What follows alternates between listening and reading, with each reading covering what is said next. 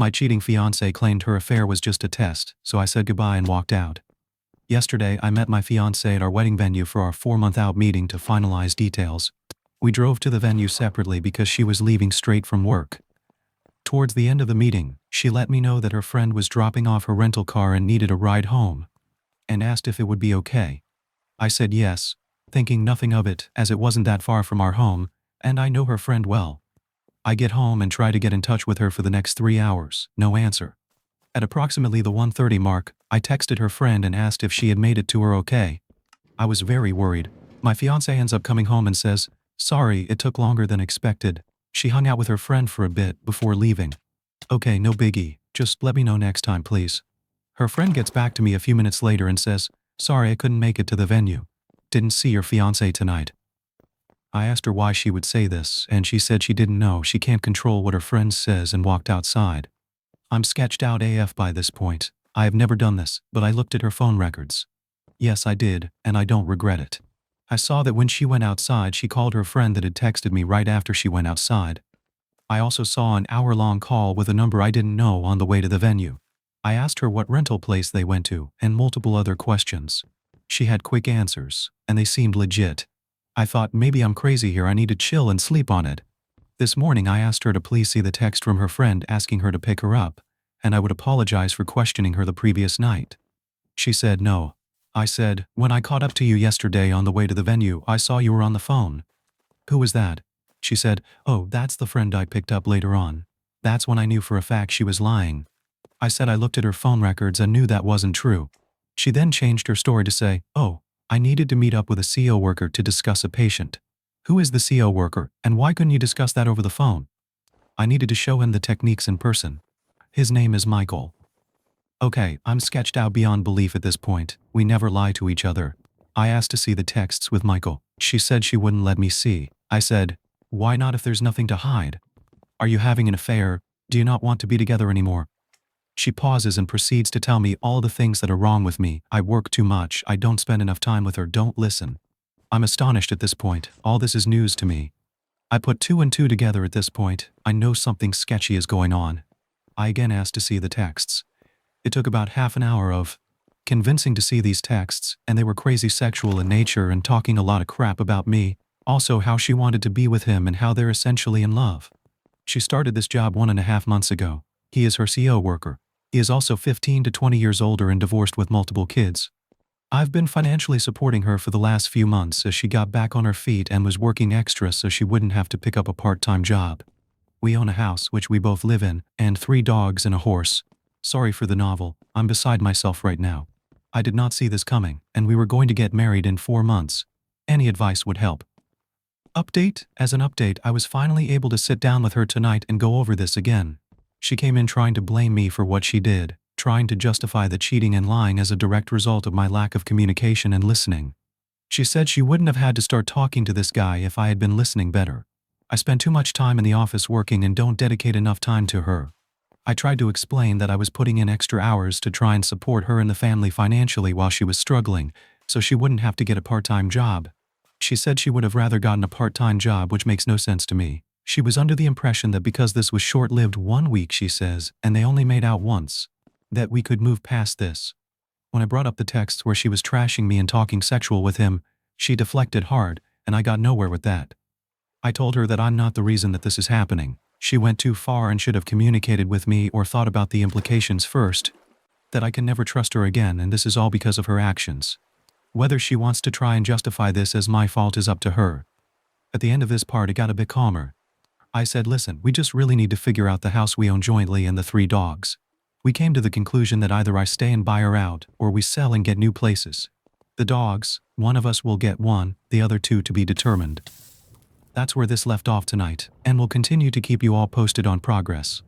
Curious what you all would do about the house. Financially, I can support it alone, but it is nearly 3,000 square feet and 5 acres of land, which was bought solely to have her horse. She is taking the horse when she leaves and boarding it in a barn. Wow, OP, I'm so sorry. I can't fathom why she would be looking at wedding venues with you if she thinks there's so much wrong with you. I'm sorry she gaslit you like that and made it seem like it was all your fault. This absolutely isn't your fault. She should have communicated with you about how she was feeling rather than looking outside of the relationship for some sort of justification. If she wasn't happy in the relationship, she should have left and not taken it to the point of looking for venues with a fiancé she finds endless flaws in. Second update, day 3. I was able to sit down and have a 3-hour conversation with her tonight. We talked about our relationship and what led to what occurred. It started with her telling me what I did wrong in our relationship: lack of communication, spending too much time working and on my phone. I don't disagree with any of these things. My mindset behind working so much was to support our family. I run an e-commerce business on the side, and I'm a one-man customer service center, and deals happen 24 hours a day. I'm never not on the clock. I could have certainly been better about setting my phone aside and responding to people the next day. The lack of communication was on both ends, and a prime example of this is the fact that I was unaware she was unhappy with any of this. It was never communicated to me. She said she felt I would have gotten upset if she told me, but never gave me the chance to work on it. I'm not a perfect person by any means, and many times I do or say things that are misinterpreted by her as rude. An example of this is a week or two ago. I was trying to help her with a budget with her financial problems to try to set up a plan to get her on track. To note, I work in the financial industry and do this for clients all the time. So I had mentioned that she owed me maybe $1,000 and she would get that back to me next paycheck. I said something like, "I think it's a little bit more than that. Let's go through the transfers I have made to our joint account." It ended up being over $5,000. My purpose for doing this was not to make her feel bad, but to realize how much I've been contributing. She took this as me trying to humiliate her. I was just trying to help, and maybe my timing was off. She told me I've been too focused on money lately, but I was only trying to make sure we were going to be okay. We still had quite a bit to pay for the wedding, and my budgeting mentality was on overload, trying to make sure we had enough. The fact that she keeps trying to justify what she did by attributing this as a direct correlation to my flaws really bothers me. She keeps telling me that she is surprised I would throw away 7 years of a relationship like this. I keep having to remind her that I didn't throw it away, she did with her actions. She told me that I told too many people too quickly, and we could have resolved all of this between us. She also said that she wouldn't have had to talk with someone else if I was a better listener or a better communicator. I have finally determined the extent of the affair, which I actually believe based on the text that I read. They began talking 1 or 2 weeks before via text. I don't know if they had met up before outside of work, but this time around, he had asked her to the park to play basketball and talk. She met up with him and ended up making out. I truly believe it didn't go further than this yet, but it would have in the near future, I'm sure. She says he is not her boyfriend. She also took off tonight, and I have no idea where she's at, assuming with him or a girlfriend. It is an awkward living situation, but I am hoping this resolves in the near term. I do think she wants me to get back with her and try to repair that. I think that the main issue was a lack of communication that manifested for a long time. We got into a routine, lived our boring, simple life, and meanwhile this problem was never discussed and grew over time. She acted out instead of talking to me and also lied to my face, talked a lot of crap about me behind my back. She can be very sneaky, and I don't think I can fully trust her again. Obviously, this would be the easiest thing to do, but I don't think I would ever truly be happy. Understanding the root cause has helped me feel better. If nothing else, it will allow me to address my personality flaws, communication issues, and see things from another perspective. I started hitting the gym today and will keep a routine going. I also plan on picking back up and studying for my CFP designation. I took the week off work to focus on my mental health. Today, I called the wedding venue and officially canceled the date. We were able to get some money back, but lost a bit. Unless the date can be resold to another couple, unlikely. I also spoke with her parents again to keep them apprised. They live far away and I'm sure are worried sick. I continue to let them know everything is fine and calm and they don't need to worry about their daughter. I did some research, and with interest rates where they are today, I will not be able to find a comparable house for the mortgage I pay for this. I can barely find an apartment for less nowadays. I think my best option is to try and buy out her share and have her find an apartment. She seems agreeable at this time. We will have an appraiser out to assess the value and see what half of the equity would be, and if that is doable for me. My questions to you all are, does this change your mind at all about the situation? Am I handling this properly? If not, what should I be doing differently? The audacity she had to tell you that she couldn't believe you would be willing to throw away the relationship when she was the one cheating on you, what the heck? From what she keeps saying, it seems like she's not willing to take responsibility for her actions. It sounds like she doesn't feel remorse for cheating on you with this guy. Perhaps she needs to deal with her own self and issues, really go inwards before trying to work on this relationship with you. If she doesn't, who's to say something like this wouldn't happen again, or she'd just blame you for the next thing? There's a new update. It's been nearly a month since this whole situation went down, and I owe you all an update. It has been a very busy, emotional, and eventful month. So I'm not going to lie, the few days after this happened to me I was a pathetic mess, groveling to get back with this cheating POS.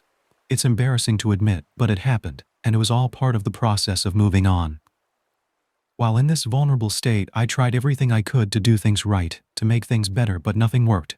I was actually told that she had to make a decision, me or him, and she did the right thing choosing him. I think that's when I woke up and realized I had let my self-worth go down the drain, and I needed to take a step back and really focus on me and what was best for me. It is hard after 7 years of doing everything for someone else to focus on your own needs, but that's exactly what I've been doing since. I moved our joint savings accounts to my individual checking account. I did the math of what was owed to me and transferred half of the balance back to the joint account for her to take. I have been working out every day since this happened. It makes me feel good to not only improve how I looked, but helps me continue to think clearly. I've gone suit shopping for a massage out with friends and family. Not only was this relationship isolating of my friends and family, which should have been a huge red flag, but I never did anything for myself. Buying clothes is just not something I would do. I was always worried about providing for my significant other and animals. I've been seeing a therapist for the first time in my life on a weekly basis. It helps me talk things out and make decisions.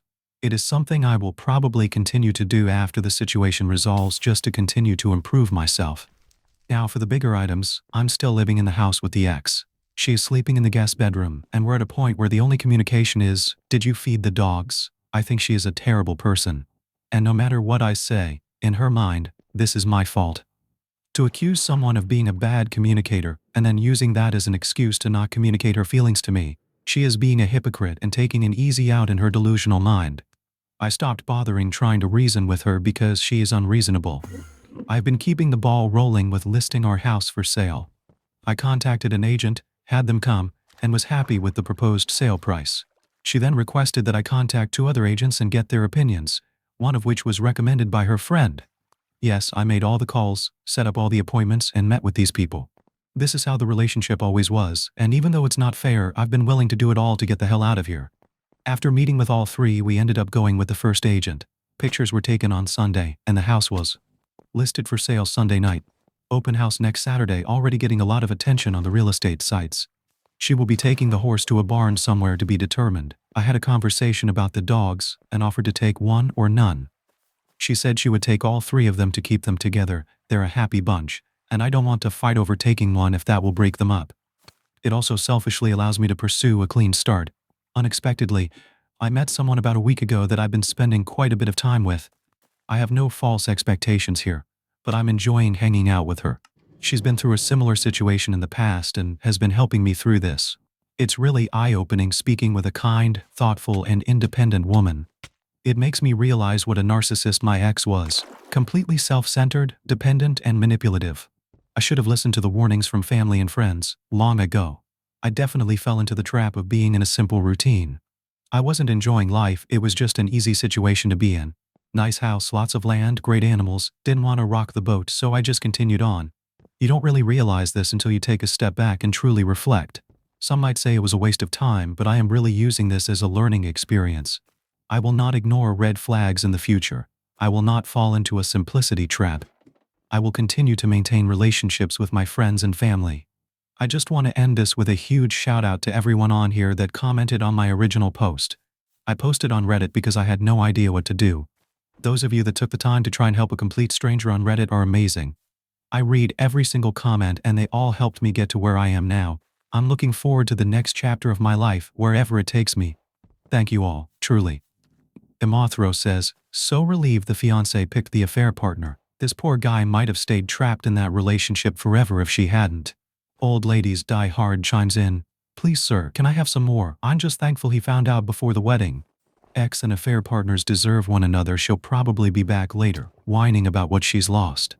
Despite it all, it is nice to hear that you're moving on in your own way, OP. It's hard to see just how bad things are when we're in the thick of things. We often make excuses for just how bad things can get, and then are blind to it all. I'm sorry this happened to you. Continue moving forward without expectations, you're going to be just fine. What are your thoughts? What would you have done in OP's position? Thank you for joining us today. Like and subscribe, and hit that notification bell so you don't miss out on our next video. We'd hate for you to miss out. If you want to listen to more stories from me, check out our lounge where I feature a larger variety of non-cheating related stories. See you there.